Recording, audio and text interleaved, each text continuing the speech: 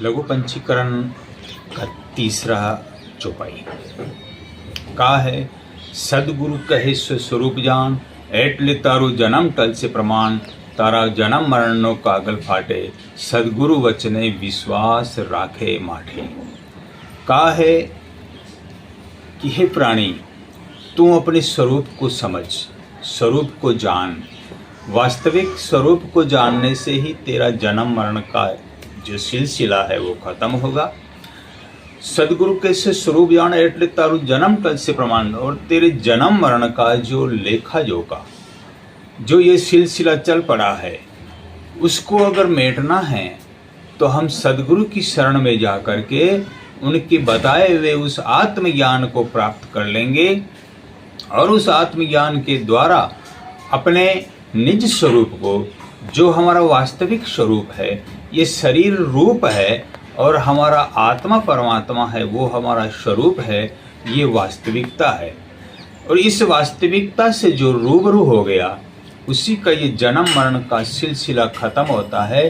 इसलिए कहा है, एटले तारू जन्म टल से प्रमाण, तारा जन्म मरणों कागल फाटे। तेरे जन्मों मरण की जो लिस्ट बना रखी है, कर्मों का जो लेखा जोखा बना रखा है, वो लेखा जोखा वाला कागज फाड़ के फेंक दिया जाएगा और तभी जाकर के तेरा ये जन्म मरण का सिलसिला खत्म हो सकता है। नहीं तो बताया है कि एक सावन का महीना था, काली घटाएं छा रही थी, रिमझिम बारिश हो रही थी। उसमें एक मोर और मोरनी दोनों नाच रहे थे, झूम रहे थे, अपने पंख फैला करके वो झूम रहे थे। तभी उनके सामने एक यमदूत प्रकट हुआ। उस यमदूत ने कहा कि मैं इस मोर को लेने के लिए आया हूँ। तब उस मोरनी ने कहा, तू हो कौन?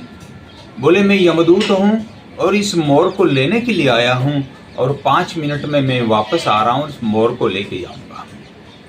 ऐसा कह करके यमदूत चला जाता है और यमदूत जाने के बाद में उस मोरनी ने मोर से कहा कि हे मोर, तू यहाँ से भाग, अभी वो वापस आने वाला है, तेरे को लेके जाएगा, इसलिए तू यहाँ से चला जा। और वो मोर ने कहा कि हे मोरनी, मैंने तेरे से प्रेम किया है, मैं तेरे को छोड़ के कैसे जा सकता हूँ। इसलिए मोरनी कह रही है कि नहीं, तू जा, प्रेम प्रेम की बातें रहने दे, तू यहाँ से भाग जा। वो यमदूत जो है वापस आ रहा है, वो तेरे को लेके जाएगा। इसलिए वो मोर जो है वहाँ से अपने पंख फैला करके आकाश में उड़ता गया, चलता गया, चलता गया, बहुत दूर निकल गया और वो यमदूत वापस मोरनी के पास में आके हंसता है।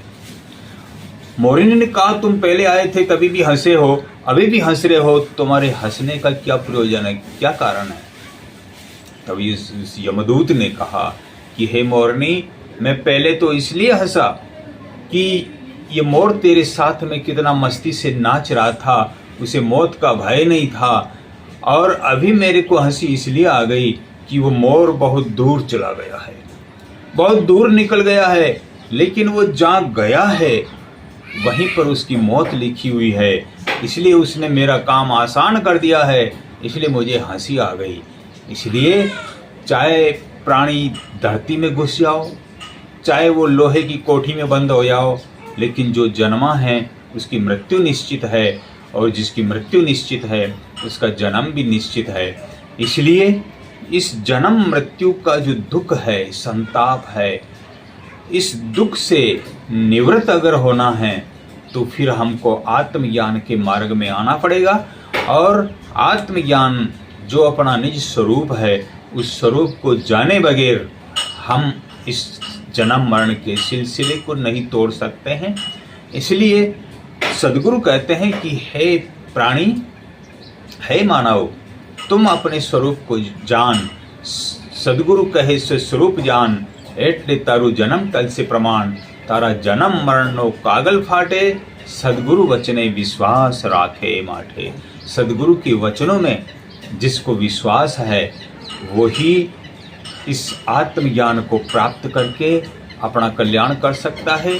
भगवान ने कहा गीता में, श्रद्धावान लभते ज्ञानम तत्परम सहितेन्द्रिय ज्ञानम लब्ध्वा परा शांति मचिरणादि गच्छति। हे अर्जुन, तू पहले श्रद्धावान हो, फिर तत्पर रहो, और तीसरी बात बताई जितेंद्रिय रहना। अगर ये 3 बातें जिसके घट में, जिसके अंतःकरण में घटती है, वही इस मार्ग का राही बन जाता है। और जब आत्मज्ञान के मार्ग का राही बन जाता है, उसी का ये जन्म मरण का सिलसिला टूटता है। जन्म मरण का जो कागल, अपने कर्मों का जो लेखा जोखा है, वो फाड़ दिया जाता है और सदा सदा के लिए वो मुक्त हो जाता है। यही बोध है, यही ज्ञान है।